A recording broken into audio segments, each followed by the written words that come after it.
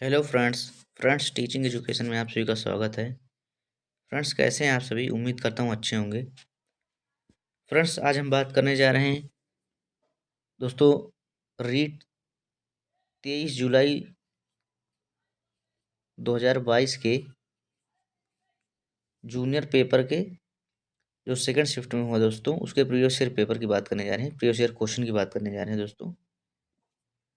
जिसमें दोस्तों हमारा पहला क्वेश्चन है, जैसा कि आप सभी जानते होंगे दोस्तों, 2022 में रीट के जूनियर प्राइमरी के 3 पेपर हुए थे। तो दोस्तों मैं रीट के प्रीवियस ईयर क्वेश्चन की बात कर रहा हूँ, मीन्स रीट के जूनियर पेपर के प्रीवियस ईयर क्वेश्चन की बात कर रहा हूँ, जो दोस्तों 23 जुलाई 2022 को सेकंड शिफ्ट में हुआ था। उसमें हिंदी के क्वेश्चन की बात होने जा रही दोस्तों। जैसे इसमें हमारा पहला क्वेश्चन है कि ट्रेडजी शब्द उत्पत्ति के आधार पर है। तो दोस्तों हालांकि इसमें तो पैराग्राफ दिया गया था, लेकिन मैंने जानबूझ के नहीं लिया, क्योंकि दोस्तों अब यहाँ पर पैराग्राफ का क्या यूज़ है आप खुद समझ सकते हैं दोस्तों, क्योंकि ये पूरा ग्रामर पोर्शन है। ट्रेडजी शब्द उत्पत्ति के आधार पर है। पहला ऑप्शन दोस्तों तद्भव, दूसरा ऑप्शन तत्सम, तीसरा ऑप्शन विदेशी, चौथा ऑप्शन देशज। तो ट्रेडजी शब्द उत्पत्ति के आधार पर है दोस्तों, ये है एक दोस्तों विदेशी शब्द। भाई तत्सम शब्द किसे कहते हैं? जो संस्कृत से ज्यों के त्यों लिए गए हैं, मतलब सेम टू सेम ले लिए गए हैं, तत्सम कहते हैं। और तद्भव शब्द क्या होता है? उसका उल्टा होता है, मतलब संस्कृत से नहीं लिए गए। और देशज शब्द जो दोस्तों अपने यहाँ के हैं, और विदेशी जो दूसरे देश से हैं। तो भाई ट्रेडजी जो शब्द है ये हो गया विदेशी शब्द। फिर 32 नंबर क्वेश्चन है कि सुधाकर का पर्यायवाची शब्द क्या होगा? सुधाकर का पर्यायवाची शब्द क्या होगा दोस्तों? तो पहला ऑप्शन है रसाल, दूसरा ऑप्शन है प्रभा, तीसरा ऑप्शन शशांक, चौथा ऑप्शन है मलय। तो दोस्तों जो सुधाकर का पर्यायवाची शब्द होता है वो होता है शशांक। अब दोस्तों ये किसके पर्यायवाची दिए गए हैं? जैसे रसाल है, प्रभा है और मलय है दोस्तों। तो ये दोस्तों किसके पर्यायवाची? जैसे दोस्तों इसमें रसाल है, जैसे पहला जो दोस्तों हमारा दिया गया है कि ये रसाल किसका पर्यायवाची शब्द है? और रसाल है दोस्तों आम का। जैसे समझ में नहीं आ रहा दोस्तों, रसाल मतलब रस से भरा हुआ, मतलब रस से रिलेटेड है, तो आम हो गया। अब यहाँ पर प्रभा जैसे दोस्तों, तो ये दोस्तों किसका पर्यायवाची है? ये है ज्योतिका। किसका? ज्योतिका। और दोस्तों जैसे ये मलय है, ये हवा या पवन का पर्यायवाची है दोस्तों। उम्मीद कर रहा हूँ दोस्तों आप सभी समझ पा रहे होंगे। फिर नेक्स्ट क्वेश्चन देखते हैं दोस्तों, 33 नंबर है, जिसकी संवेदना के रूप में अनुभूति हुई हो वाक्यांश के लिए उपयुक्त शब्द हैं। जिसकी संवेदना के रूप में अनुभूति हुई हो वाक्यांश के लिए उपयुक्त या उचित शब्द कौन सा है? तो पहला ऑप्शन दोस्तों प्रसूत, दूसरा ऑप्शन दोस्तों व्यंजनाएं, तीसरा ऑप्शन संवेदित, चौथा ऑप्शन संवेग। तो दोस्तों पहला और जो दूसरा ऑप्शन है इसका तो कोई मतलब नहीं। भाई संवेदना के रूप में जो अनुभूति हुई हो उसे क्या कहते हैं? तो संवेदित होगा या तो संवेग होगा। संवेग क्या होता है दोस्तों? डर है, मतलब प्रेम है, क्रोध है, ये सब संवेग के अंदर आता है। लेकिन यहाँ पर दोस्तों जो हमारा ऑप्शन हो जाएगा संवेदित हो जाएगा, क्योंकि यहाँ पर बात हो रही संवेदना के रूप में अनुभूत हुई हो के लिए एक शब्द बताना है, तो यहाँ पर संवेदित हो जाएगा, संवेग नहीं होगा दोस्तों। फिर 34 नंबर क्वेश्चन है, आवश्यक शब्द का विलोम शब्द बनाने के लिए कौन सा उपसर्ग प्रयुक्त होगा? दोस्तों एक उपसर्ग होता है, एक प्रत्यय होता है। उपसर्ग हमेशा शब्द के आगे लगता है दोस्तों। शब्द के आगे कौन सा लगता है दोस्तों? उपसर्ग लगता है। और प्रत्यय हमेशा शब्द के पीछे लगता है।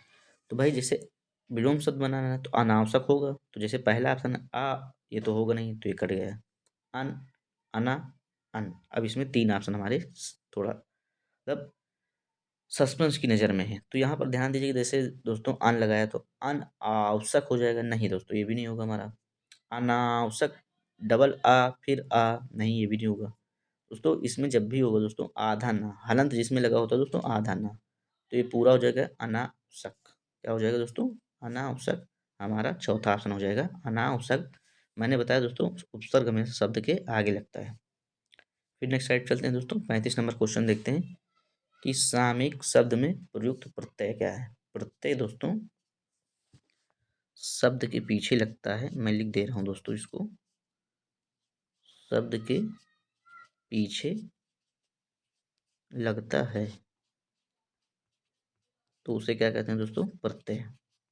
जो शब्द के पीछे लगता है उसे क्या कहते हैं? प्रत्यय।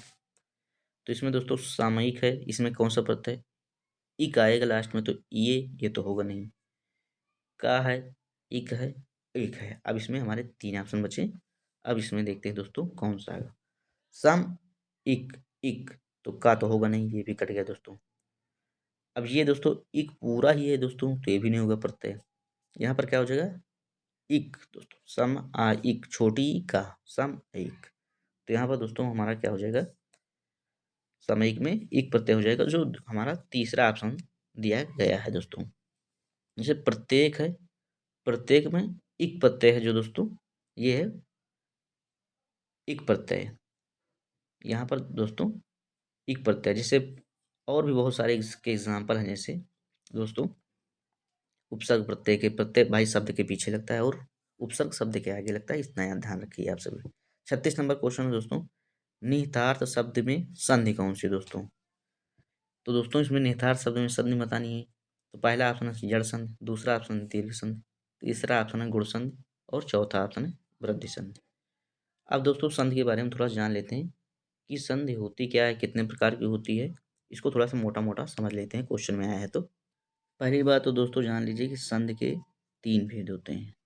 संधि के कितने भेद होते हैं? 3। और वो कौन कौन से? स्वर संधि, व्यंजन संधि, विसर्ग संधि। अब यहाँ पर मुख्यतः हम स्वर संधि की बात करना चाहेंगे दोस्तों। स्वर संधि के भी कितने भेद होते हैं दोस्तों? 5 भेद। स्वर संधि के कितने भेद होते हैं दोस्तों? स्वर संधि के कितने भेद होते हैं? 5 भेद होते हैं। कितने भेद? 5 भेद। इनमें से कौन कौन है दोस्तों? दीर्घ स्वर संधि है, गुण संधि है, वृद्धि संधि है, यड़ संधि है, आयात संधि है। अब यहाँ पर हम आगे बढ़ते हैं भाई कि निहितार्थ में कौन सी संधि है। तो यहाँ पर जैसे यड़ संधि है, यड़ संधि में तो दूसरा या पहला या दूसरा अक्षर आधा होता है, मतलब जैसे ता है तो ये होगा दोस्तों, आधा ता। तो ये होता है, तो ये तो होगा नहीं हमारा ऑप्शन। फिर दोस्तों दूसरा ऑप्शन है दीर्घ संधि, तीसरा ऑप्शन दोस्तों गुण संधि, फिर चौथा ऑप्शन है वृद्धि संधि। में क्या होता है? बड़ा आ या बड़े औ की मात्रा आती है तो वृद्धि संधि कहते हैं। अब यहाँ पर तो ऐसी कोई बात की नहीं जा रही दोस्तों, तो ये भी नहीं होगा हमारा ऑप्शन। और दोस्तों गुण संधि क्या होती है? मैं ऐसे बता देता हूँ दोस्तों, ए ओ अर जो हो जाता है दोस्तों, तो यहाँ पर क्या हो जाता है? गुण संधि। ये भी नहीं होगा दोस्तों, हमारा ऑप्शन हो जाएगा क्या? वृद्धि संधि। क्या हो जाएगा दोस्तों? वृद्धि संधि। माफ कीजिएगा दोस्तों, मैं दूसरा चीज बोल रहा हूँ। यहाँ पर हो जाएगी दोस्तों दीर्घ संधि। कौन सी संधि होगी दोस्तों? दीर्घ संधि। अब दीर्घ संधि क्या होती है ये भी जान लीजिए आप सभी। यहाँ पर हमेशा दीर्घ संधि में बड़ा आ, बड़ी ई, बड़ा ऊ आता है। जैसे निहितार्थ में निहितार्थ बड़ा आ, तो यहाँ पर क्या होगा? दीर्घ संधि दोस्तों। उम्मीद करता हूँ दोस्तों आप सभी समझ पाए होंगे। फिर नेक्स्ट क्वेश्चन पे चलते हैं। 37 नंबर क्वेश्चन दोस्तों, निम्नलिखित शब्दों में से अव्यय नहीं है। अव्यय नहीं है। अव्यय क्या होता है दोस्तों? से है दोस्तों, इसमें पहले हम ऑप्शन देख लेते हैं। पहला ऑप्शन दोस्तों अधिक, दूसरा ऑप्शन दोस्तों जब, तीसरा ऑप्शन है पूर्व और चौथा ऑप्शन क्या है भाई? रचना। अब यहाँ पर जैसे बात की जा रही है कि भाई अव्यय क्या है, तो दोस्तों अव्यय के जैसे एग्जाम्पल क्या है दोस्तों? जब है, तब है, अभी है, उधर है, ठीक, अरे, इसलिए, किंतु, परंतु, बल्कि, ये सब दोस्तों अव्यय हैं। और जो दोस्तों इसकी थोड़ा सा मोटी परिभाषा है दोस्तों, अव्यय का अर्थ होता है दोस्तों जो व्यय ना हो। तो यहाँ पर तो सीधे स्पष्ट समझ में आ रहा है दोस्तों, जो हमारा ऑप्शन हो जाएगा कि भाई कि निम्नलिखित शब्दों में से अव्यय नहीं है। तो यहाँ पर जैसे अधिक है, जब है, पूर्व है, ये सब दोस्तों अव्यय हैं। नहीं है पूछा जा रहा, ध्यान दीजिएगा। तो यहाँ पर रचना जो है ये कोई अव्यय नहीं है दोस्तों। तो हमारा कौन सा ऑप्शन हो जाएगा? रचना। जबकि अधिक, पूर्व, जब, किंतु, परंतु, इसलिए, बल्कि, तब, अभी, वहाँ, इधर, कब, क्यों, ये सब दोस्तों अव्यय हैं। फिर दोस्तों 38 नंबर देखते हैं, अनुसार शब्द में कौन सा समास है। पहला ऑप्शन दोस्तों अव्ययी भाव समास, दूसरा ऑप्शन दोस्तों तत्पुरुष समास। तो दोस्तों समास के कितने भेद होते हैं भाई? 6 भेद होते हैं, मतलब 6 प्रकार होता है। कौन-कौन से दोस्तों? अव्ययीभाव समास, तत्पुरुष समास, द्विगु समास, कर्मधारय समास, बहुब्रीहि समास और द्वंद्व समास। ये समास के 6 प्रकार होते हैं। अब यहाँ पर पूछा जा रहा है कि अनुसार शब्द में कौन-सा समास है? और समास की परिभाषा जान लेते हैं दोस्तों कि समास होता क्या है। जब 2 शब्द आपस में मिलकर एक नए शब्द की रचना करते हैं, एक नए शब्द मतलब अर्थ प्रकट करते हैं, तो ये समास कहलाता है मुख्यतः दोस्तों, मोटी परिभाषा मतलब मोटे तौर पे। अब भाई यहाँ पर पूछा जा रहा है कि अनुसार में कौन सा समास है, तो यहाँ पर दोस्तों हमारा जो ऑप्शन हो जाएगा ये तो हो जाएगा अव्ययीभाव समास। अव्ययीभाव समास क्या होता है दोस्तों? ऐसा समास जिसमें पहला पद प्रधान हो और दोस्तों इसमें उपसर्ग जोड़ दिया जाए प्रारंभ में या पद की द्विरुक्त किया जाता है, तो अव्ययीभाव समास कहते हैं। जैसे इसके और एग्जांपल क्या है भाई? जैसे यथाशक्ति है। यथाशक्ति में जैसे उपसर्ग क्या है? यथा है। प्रतिदिन में क्या है दोस्तों? प्रति उपसर्ग है। दिनों-दिन में दिन दिन है दोस्तों, मतलब जैसे दिनों-दिन है। दिनों-दिन में जैसे तीनों है उपसर्ग है दोस्तों। प्रत्यक्ष में, परोक्ष में दोस्तों पा, यथासाध्य में दोस्तों यथा है दोस्तों, ये सब उपसर्ग हैं। तो यहाँ पर दोस्तों जिस समास में आए हुए पद मतलब आए हुए पदों में पहला पद प्रधान हो उसे, या इसमें पद के प्रत्यय को हटाकर या पद को प्रत्यय को हटाकर प्रारंभ में उपसर्ग जोड़ दिया जाता है, तो यहाँ पर अव्ययीभाव समास होता है। तो यहाँ पर अनुसार है जैसे दोस्तों, तो यहाँ पर अनुसार जो हो जाएगा हमारा क्या हो जाएगा? अव्ययीभाव समास। तत्पुरुष समास क्या होता है? इसमें दूसरा पद प्रधान होता है। जैसे गगनचुंबी है, तुलसीकृत है, तो यहाँ पर चुंबी है, जैसे पदभ्रष्ट है, तो भ्रष्ट जो है ये सब दोस्तों दूसरा पद प्रधान है। इसमें दूसरा पद प्रधान का मतलब क्या होता है दोस्तों? मुख्य। मुख्य प्रधान का मतलब मुख्य होता है। नेक्स्ट स्लाइड पे चलते हैं दोस्तों। वह शब्द में सर्वनाम कौन सा है? वह शब्द में कौन सा सर्वनाम है दोस्तों? पहला ऑप्शन दोस्तों निश्चयवाचक सर्वनाम, दूसरा ऑप्शन दोस्तों संबंधवाचक सर्वनाम, तीसरा ऑप्शन दोस्तों निजवाचक सर्वनाम और चौथा ऑप्शन दोस्तों अनिश्चयवाचक सर्वनाम। तो वह शब्द में कौन सा सर्वनाम है भाई? तो दोस्तों जैसे इसे कहा जाता है वह वहाँ पर है, वो वहाँ जा रहा है, तो यहाँ पर दोस्तों निश्चयवाचक सर्वनाम हो जाएगा। अब यहाँ पर किसी संबंध तो जोड़ा नहीं जा रहा, तो जाहिर सी बात है संबंधवाचक सर्वनाम नहीं होगा। निजवाचक का मतलब स्वयं या किसी चीज़ की मतलब पर्सनली बात की जाती है। निज का मतलब अभी आप सभी जानते हैं कि निज मतलब स्वयं, तो ये भी नहीं होगा। अनिश्चय का मतलब कुछ पता ही नहीं क्या है मतलब दोस्तों, तो यहाँ पर तो ऐसी बात कुछ की नहीं जा रही कि वह शब्द में वो कौन था, मतलब बहुत हो गया दोस्तों, जैसे भी अनिश्चय है बहुत, तो दोस्तों वह शब्द में सर्वनाम हो जाएगा निश्चयवाचक सर्वनाम। फिर नेक्स्ट स्लाइड चलते हैं दोस्तों। 40 नंबर क्वेश्चन है कि लोभ शब्द में कौन सी संज्ञा है? लोभ शब्द में कौन सी संज्ञा है? संज्ञा किसे कहते हैं दोस्तों? संज्ञा उसे कहते हैं जिससे किसी का नाम, जाति, स्थान आदि का बोध हो, तो उसे संज्ञा कहते हैं। तो यहाँ पर पहला ऑप्शन दोस्तों व्यक्तिवाचक संज्ञा, जातिवाचक संज्ञा, वस्तुवाचक संज्ञा, भाववाचक संज्ञा। व्यक्तिवाचक संज्ञा क्या होती है? जिससे किसी पर्सनली व्यक्ति का नाम, स्थान का नाम पता चले, व्यक्तिवाचक संज्ञा। जातिवाचक संज्ञा में जैसे नदी आ गया, व्यक्ति आ गए, मनुष्य आ गए, और जब नाम ले लिया जाएगा गंगा यमुना तो व्यक्ति में, राम श्याम तो व्यक्ति में, नदी में आ जाएगा जातिवाचक। उम्मीद करता हूँ आप सभी समझ पा रहे होंगे।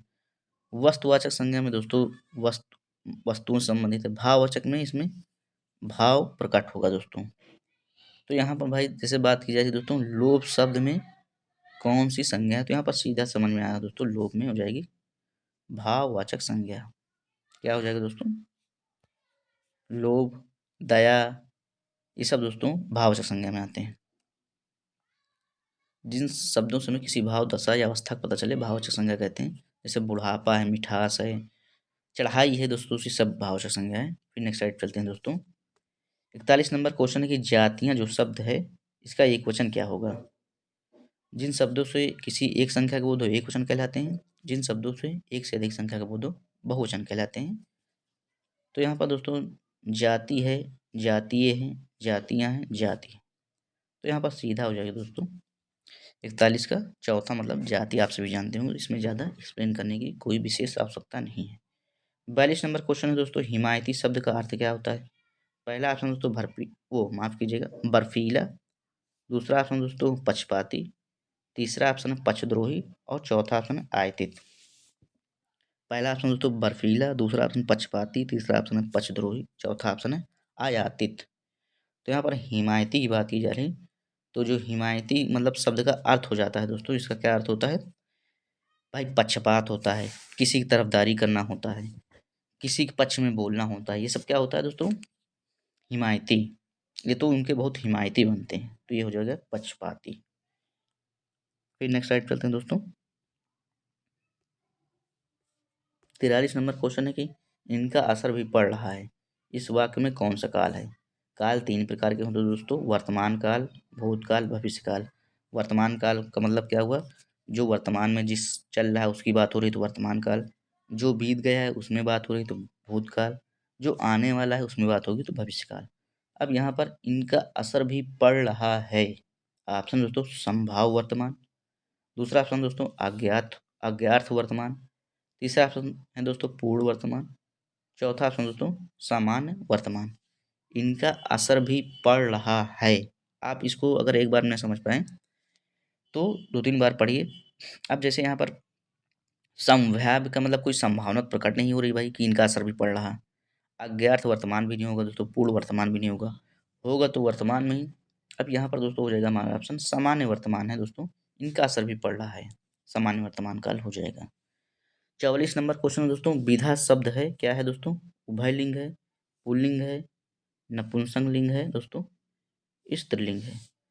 तो दोस्तों विधा क्या है दोस्तों, दोस्तों विधा शब्द है ये हमारा क्या है, स्त्रीलिंग है, स्त्रीलिंग है, पुल्लिंग नहीं है दोस्तों, ना उभयलिंग है ना पुंसकलिंग है। जैसे दोस्तों पुत्री है, शिक्षिका है, ये सब दोस्तों स्त्रीलिंग कहलाते हैं। जिन शब्दों से स्त्री जाति का बोध हो वो स्त्रीलिंग कहलाते हैं दोस्तों। 45 नंबर क्वेश्चन है आज की क्लास का लास्ट क्वेश्चन दोस्तों, व्यक्ति शब्द का बहुवचन रूप क्या होगा। व्यक्ति व्यक्तिक है दोस्तों, ये तो गलत लिखा हुआ है दोस्तों। दूसरा ऑप्शन दोस्तों व्यक्तित्व, तीसरा ऑप्शन व्यक्तित्व व्यक्तियों, चौथा ऑप्शन है व्यक्तिक। तो यहाँ पर जो हमारा ऑप्शन हो जाएगा व्यक्ति का व्यक्तियों हो जाएगा। उम्मीद करता हूँ दोस्तों आप सभी समझ पा रहे होंगे। मैंने बताया दोस्तों बहुवचन किससे कहते हैं, जिनसे एक से अधिक संख्या का बोध हो। दोस्तों वीडियो को ज़्यादा से ज़्यादा लाइक कर मतलब शेयर कर दीजिएगा, चैनल को सब्सक्राइब कर दीजिएगा और नोटिफिकेशन ऑन कर लीजिएगा। और दोस्तों आप सभी अपना ख्याल रखिएगा, हम सभी नेक्स्ट क्लास में मिलते हैं।